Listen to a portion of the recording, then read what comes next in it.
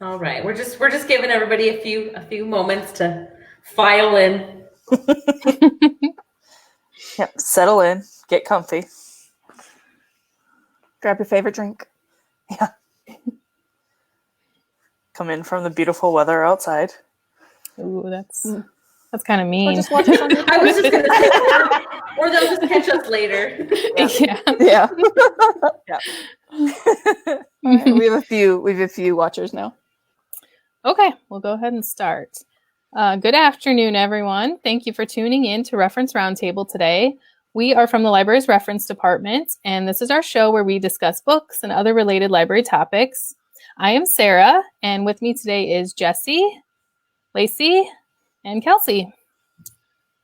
And if you'd like to go back and watch our previous episodes, you can find those here on our Facebook page. We've already discussed a wide variety of topics like graphic novels, true crime, and even how we came to work here at the library. On Tuesday this week, we talked about Agatha Christie, just a few of her many books, and some amazing facts about her life. And today, we're going to be sharing a variety of books that have personally changed our lives. So, what qualifies a book as life-changing? As we were discussing which books we were going to talk about, we also shared our thoughts on how we chose them. So a few of the things that we mentioned were books that we'd read again, especially if that's something rare, something that got us through a difficult time in our lives, books that furthered an interest in a certain subject, renewed a love for reading, or really made us think about things in a new perspective. We would love for you all to share the books that have changed your lives. So please go ahead and leave us a comment if you're watching this now, or even later if you watch it. We'd love to see those. So I'm going to start with one of the first books I chose, and that is The Perks of Being a Wallflower by Stephen Chbosky. And this book, I just remember this was one of the first books I read that really stuck with me. And it's definitely one I've reread, and I don't do that a lot. So I was just... It almost seemed like a magical book when I read it. I don't know if it was because, it's about a teenage boy writing to someone. We don't even know who he's writing to. It's more of like journal entries that he's writing to someone. And he's an awkward teenager. He's a wallflower, obviously. He has a hard time making friends. And I think at some, on some levels I could relate to that as being pretty introverted, and it was just a cool book too. They talked about mixtapes and music, and I've always loved music, so I related to that too. So the ending was pretty shocking and emotional, and so that's one of those books where I want to go back where I didn't see this coming, so I like to go back and read again to see if there's clues that I missed. So that's my first one. I still love it. The movie was That's a good one too. Yeah. I haven't read that one. It's on my... I actually own that one. I haven't read it yet. Oh yeah. Yep, it's a good one. All right. Okay, well, I'm next. And I just wanted to say this right now. I hated this exercise. This was so hard for me to do, and it broke my brain a little bit. So I wanted to get that out of the way. But this first title was definitely one that I wanted to put on the list. And it's kind of a good segue from what Sarah was talking about, Perks of Being a Wallflower. And the one that I wanted to first talk about is called Quiet, The Power of Introverts in a World That Can't Stop Talking by Susan Cain.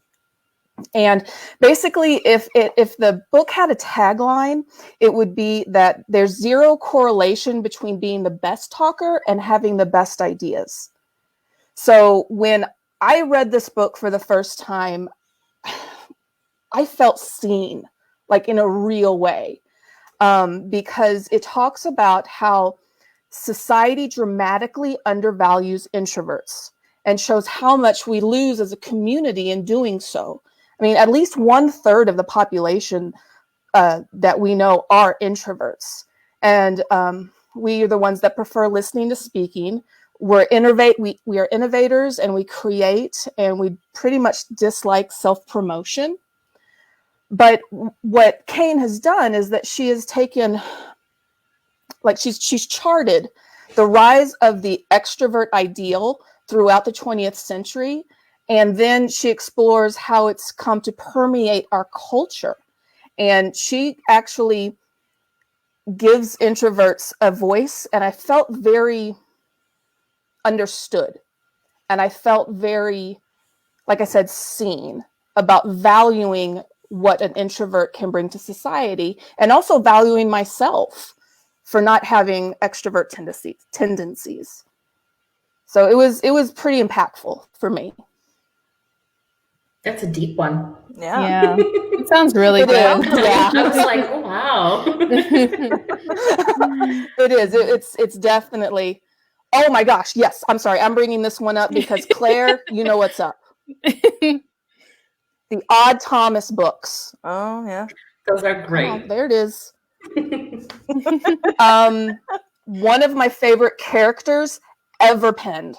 So Claire, I am definitely on the Odd Thomas boat with you. I haven't read those, but that sounds really good.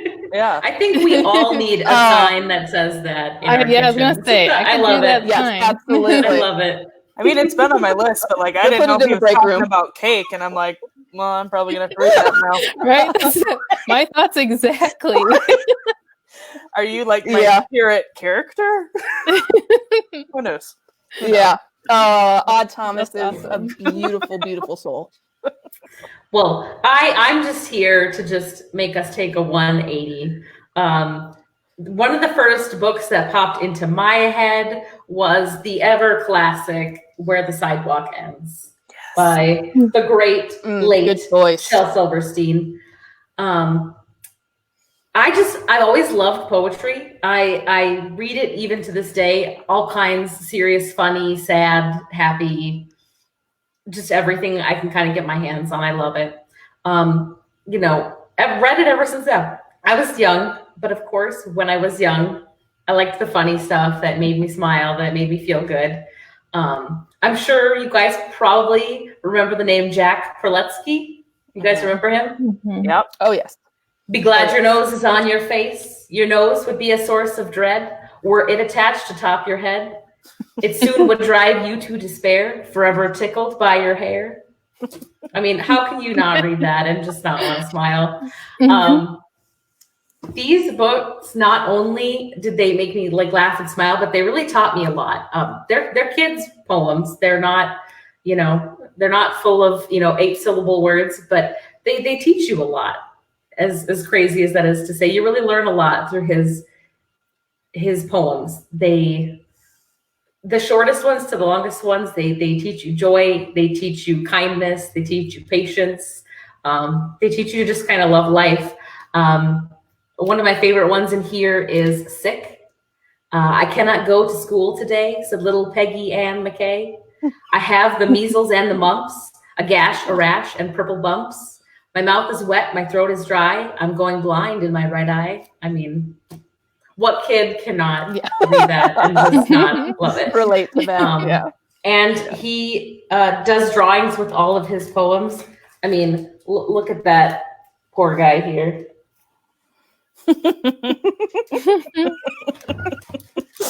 I mean, what kid wouldn't love to open that up and read that? So I'm all about the poetry and getting kids into it early.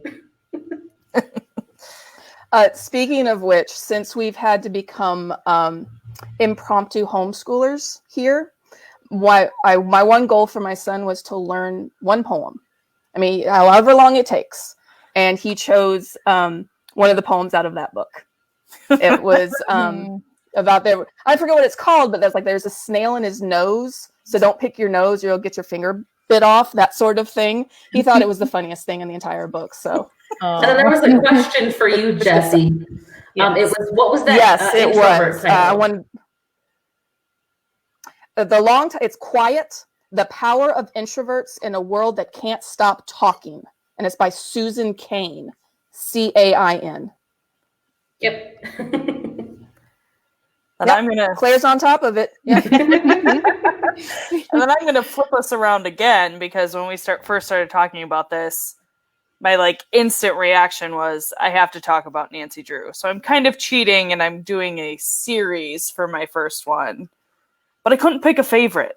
I mean, There's not cheating. there's No, it's not so cheating. many Nancy Drew books, and there's been so many spin-offs.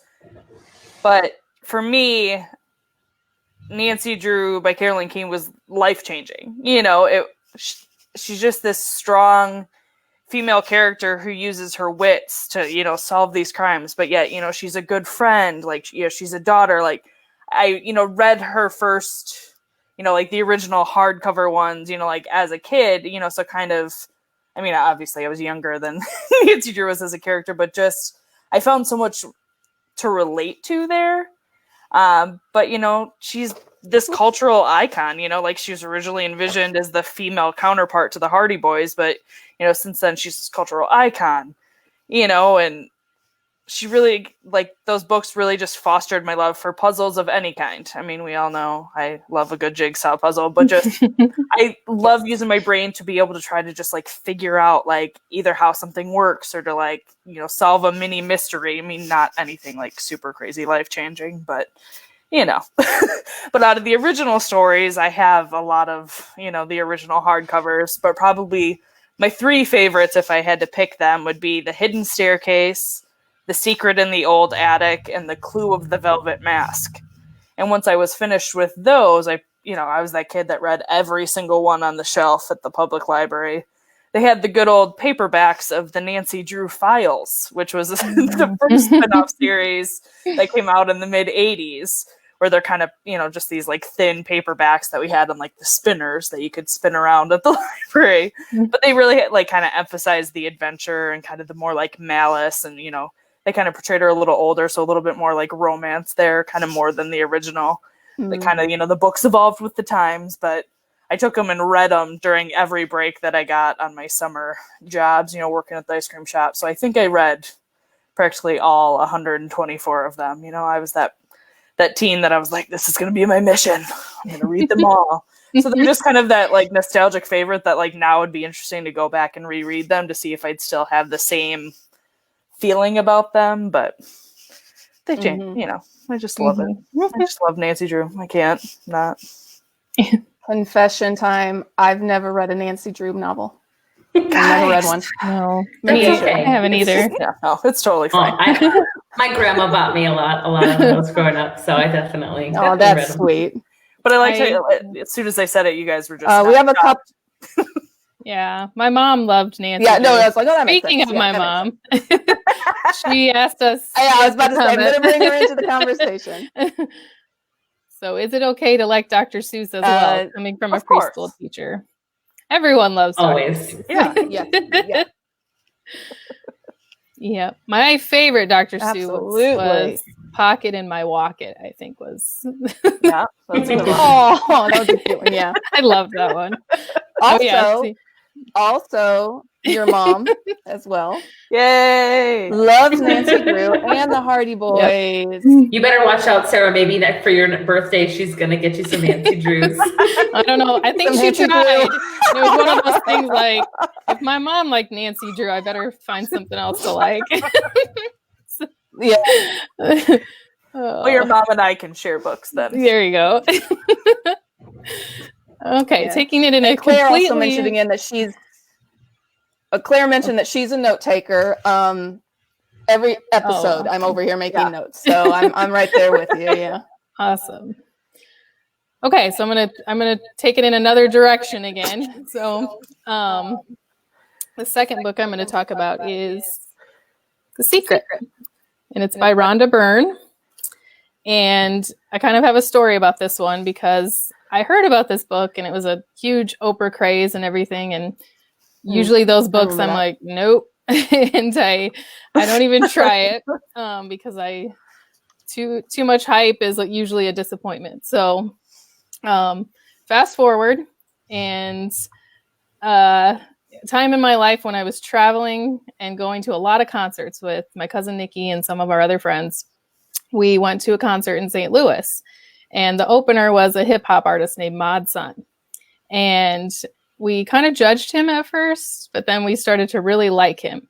And we started to see some of his shows, listen to his music, and he always talked about this book, like read The Secret. And he was always so happy and like vibrant, and all of his songs were about happy things. And we just loved him. And so I'm like, there's got to be something to this book if he's reading it. So picked it up and read it. And basically it's about the law of attraction, which has been around forever. So, you know, positive thoughts will bring you positive things. And basically you can manifest things in your life. And sadly, I've not manifested my mansion or a winning lottery ticket yet. But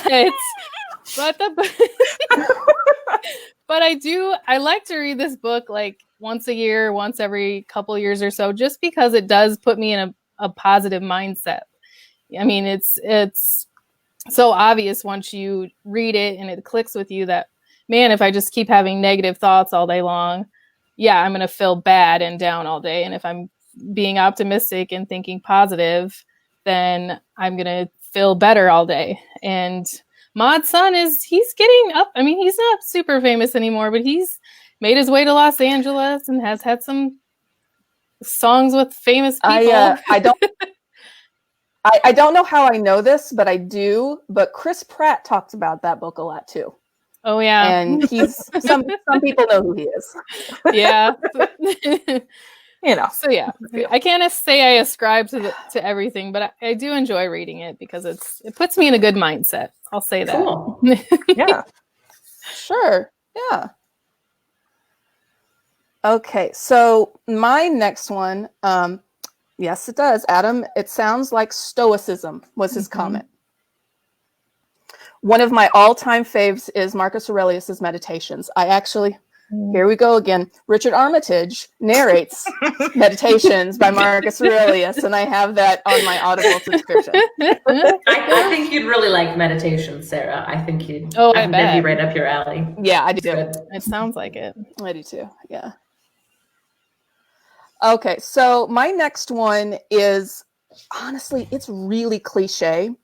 And I don't necessarily know if I'd say it's changed my life, but it has informed a lot of my decision making. And it is The 5 Love Languages: How to Express Heartfelt Commitment to Your Mate. And it's by Gary Chapman. And it's one of those books that people get, when they get married, and people, you need to read this, you need to read this. And I did.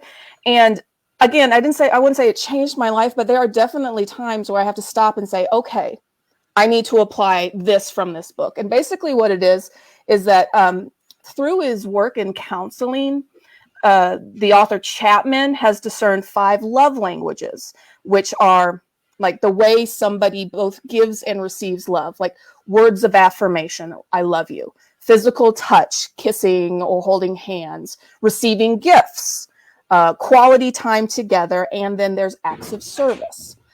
My love language is very different from my husband's. I am very much an act of service. Show me your love by, fixing the dishwasher or things like that, where he's very much physical touch, holding hands and kissing and things like that. The difficulty is that when a person's love language is different, you have to stop and assess the situation and try to say, okay, is he trying to tell me that he loves me? Yes, in this situation, he is. If he doesn't do this for me, does that mean he doesn't love me? No, it doesn't, because that's my love language, not his. And it also can bring forth really good moments to communicate with your partner. So again, it's really cliche, but it has informed a lot of my decision making. Yeah, that's a good one. That's another very popular one. I'm sure a lot of people. Oh yeah, it's huge. Yeah. I'm mixing things up again, of course. I have to talk about Boy: Tales from Childhood by Roald Dahl. Of course, everybody knows Roald Dahl. I've talked about it before. He's the Welsh-born Norwegian author of Charlie and the Chocolate Factory, The BFG, Matilda, James and the Giant Peach. A few. This is exactly what it sounds like. It's basically a memoir, but it's written for kids. I mean, it's, ideally, probably like a 10-year-old. Adults can read it. It's super fun. And so it's basically about his formative years, kind of like from birth to like about 18 when he gets his first real job. I've been an Anglophile since forever, and I blame Roald Dahl for that. I love British stuff, and I think this book really started it. It's a fun book. It's funny. It'll make you laugh, but it does include kind of the warts of growing up as well. Like his father was in a car accident, and this Roald Dahl passed away in the 1990s. His father was born in 1850. So we're talking about some of the first cars. His father was in a car accident. The doctor that came upon the scene was drunk, and he misdiagnosed his father's broken arm, a fractured arm, as a dislocated shoulder. And so he grabbed his father's arm and was pulling on it and trying to put it back into its socket. And his father ended up getting his arm amputated. So it's not all joy and happiness, but the joy obviously far outweighs it. My favorite thing is he would talk about going into town. He went to school at a boarding school growing up. And so him and his friends would walk in town and go to the candy store. And he talks about just the candy store being the most magical place in the world. They had to buy them by weight. So they'd have a couple pennies and they'd buy candy. And the lady that ran the candy store had the most disgusting hands. She never washed them. And so they'd watch her with like her dirty nails going in there and like plucking up candy and stuff like that. And obviously, his love of candy comes through. He's fully open with that's what inspired him to write Charlie and the Chocolate Factory. He dreamed of becoming a chocolate inventor when he grew up. So, just the stories of kind of the early 1900s. Growing up in England, I was just like, wow, I like this place. This is where I want to go. And it's continued to today. And you were able to visit there once. I was. Yeah, and I'm going to go back someday for sure. Well, I'm just now realizing that my 3 titles for today are all fiction. So I don't know what that says about me, but it's fine. It's fine. Yeah. The next book that it's one of those that I can't recommend enough to people. I've listened to it a ton of times. I've read it a ton of times. It's just one that I can't get enough of because it truly, well, I'll talk about it first and then I'll kind of go into it, but it's The Graveyard Book by Neil Gaiman. It's that one of those books that sold over 1 million copies. It's the only novel to win both the Newbery Medal and the Carnegie Medal. It's just this modern children's classic, but it was so unexpected when I read it. And I don't know if it was like at that time in my life where I read it for like a college class the first time. And it was just like the stress of college or just, like when you're forced to read stuff for homework that I kind of felt like I was losing the joy of reading, that it was just like, oh, I feel like these classes are taking it away from me. But, there's, the little, Nobody Owens, like the little baby that goes into the graveyard, is the only surviving member of his family after the man named Jack, stabs his family and, that he's raised by the graveyard's ghostly residents. Like it was just such a different plot that I didn't expect. I mean, I should have known being Neil Gaiman that it was, going to be outside the box and absolutely wonderful, but, I just had no idea. And just that, they name him Nobody Owens and that he was named like that because he looks like nobody but himself. And just kind of the whole story is phenomenal and everybody should read it. But, that it just, like can a boy raised by ghosts face the wonders and terrors of living in the worlds of both the living and the dead?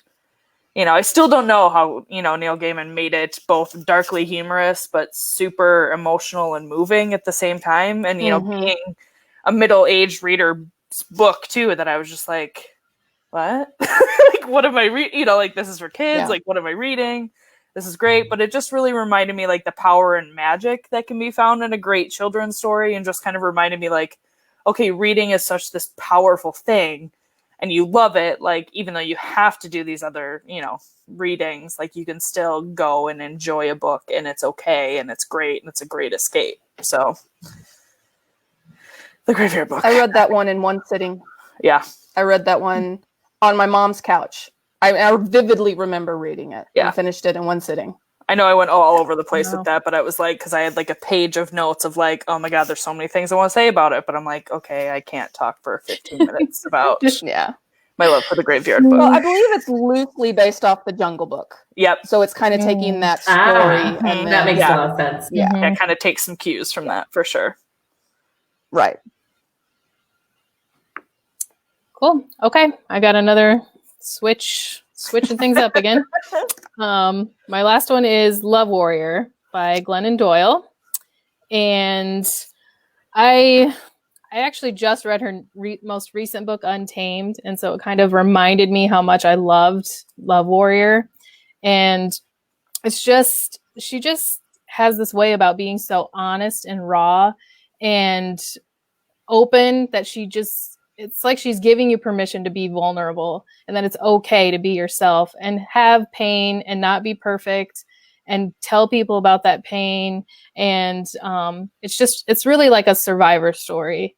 And she did that again in Untamed, and with a whole new, like, her life changed so dramatically from this book to that book, but she did the same thing again and just said, okay, yeah, a lot of the things I said in Love Warrior aren't even what they are anymore, but they were then, and that's how I felt. And so she just puts it all out there, and she really empowers not even just women, just people to be vulnerable and show that to other people.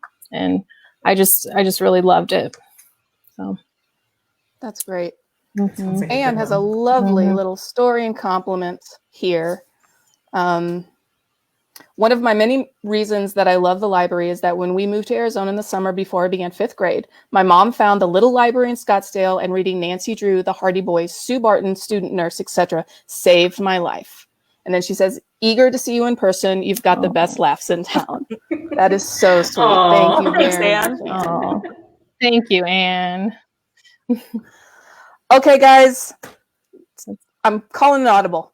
I'm not going to do the one that I said I was going to do because I can't not. Guys, it's Lord of the Rings. I can't have a book discussion about things that changed my life and not mention Lord of the Rings. Not only has it been a part of my life for the majority of my life, it's given me, I mean, these stories are about friendship and forgiveness and the all-consuming nature of the lust for power and how that power can corrupt. It deals with death and immortality, fathers and sons, the families that you choose, the devastations of war. Growing up, major theme is nature versus technology, and industrialization, loss and death, and all of those wonderful things. But for me, what it means to me is that it does not matter how small or insignificant you think that you are. With love and goodness on your side, you have the strength to face anything, no matter how scary it may seem. And the fact that I am a hobbit. So. They're such good books. I mean, you can't go wrong recommending that anytime. I love Middle Earth. Oh, Yeah. love, I had mentioned I had another title in mind, but yeah, Lord of the Rings changed my life. I mean, you all have no idea how much Jessie has been agonizing over whether or not she was going to talk about Lord of the Rings. I'm glad you did it. I'm glad you gave in. Thank you. I feel so much better. Well, Claire had a Lord of the Rings themed wedding. That is so cool. Oh, I bet that was beautiful. My husband would have allowed it. If my husband would have allowed it. Oh yeah. Oh yeah. Mm-hmm. Oh, and I'm surprised I don't have a son named Aragorn. But anyway. Well, I am gonna go back once again to the kids. And I think probably if you grew up in the 80s and 90s, I think it might catch the 70s as well. But the book series, The Great Illustrated Classics, might sound very familiar to you. And if not, maybe this beautiful. It's a whole series of books. And they all look like this with the red lettering, and then they've got the red letter on the binding. I just consumed these when I was little. I actually read, I know I read The Journey to the Center of the Earth. They are just basically They did 70 of these, and they are exactly what they sound like. They are classic books that they have rewritten for kids so that they're more palatable and a faster read for kids. They did like Time Machine, Dracula, Count of Monte Cristo, Moby Dick, just everything you can think of. And I just think that these were part of the reason that really got me into literature. I ended up getting my degree in English literature, and I firmly believe that this had I was like, wow, I do like classic literature. Never mind that this is not the actual book, but it got me into it. This, I also have to go slightly off the path just for a moment. I have to give a small shout out to the TV show that just is the best TV show ever if you were a child, Wishbone. Wishbone also played a part in me just loving classic books. It was during the 1990s. It was on for a couple of years. It starred a Jack Russell Terrier named Wishbone. And he told classic stories in each episode by playing one of the characters. He taught me the Odyssey by playing Odysseus. I learned Don Quixote, and he was Sancho Panza. So I had to bring that up, even though it's not a book. It definitely affected my life. Sounds like I had to bring down the comment because it was covering your I face. can still sing it. I can still sing the theme song as well. Yeah, Adam also loved these books. And I know for a fact I had Treasure Island. I know I did. So, yeah. They are one of those that, like, hey, we got somebody. what? Sorry. Oh no, go ahead. We've got somebody, first time commenter. As a homeschool mom, my students read these, and one of the reasons they really love them is because I let them color the black and white illustrations themselves. Awesome. Nice. Yes. It made the book their own. And also, she knew you were going to mention Wishbone. She loved that she We mentioned must be on the same brain wavelength, Phyllis. Now I feel like I need to go find the old episodes of Wishbone and relive my childhood. I love so much. I love them. My image is showing Wishbone. I'd never heard of it before. Well, you should go find him because You will love it. I heard of it. I heard of it, but I don't know if I watched it. Yeah.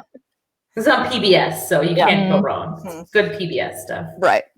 So I am going to round us out with probably my favorite classic of all time, probably by my favorite classics author. That's kind of a loaded statement, but we're going to have to go with Pride and Prejudice by Jane Austen. It's the first classic that I ever checked out from my hometown library. It's one of those stories where I can still remember the plot years afterwards. I mean, I've reread it plenty of times, but I can remember each and every single thing that happens. Probably can even quote some of the dialogue or some of the scenes by heart.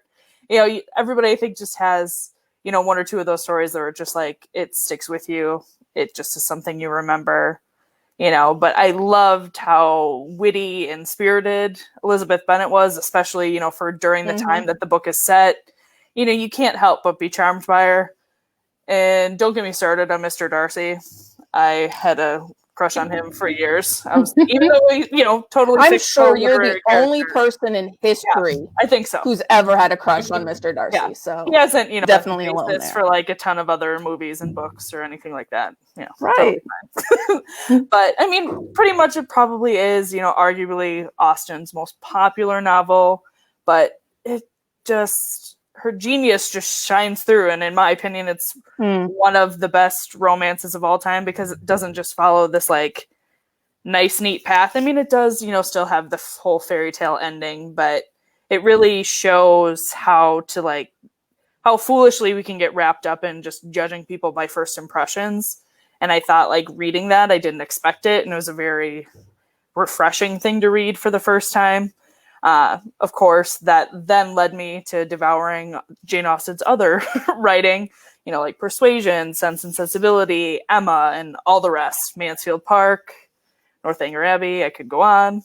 But of course, my collector's edition, get it in the camera here, of her 7 novels, complete with fancy ribbon page marker and gold pages, has made each and every single one of my many, many moves and is always within reach on my bookshelf. So it's just one of those books. Nice.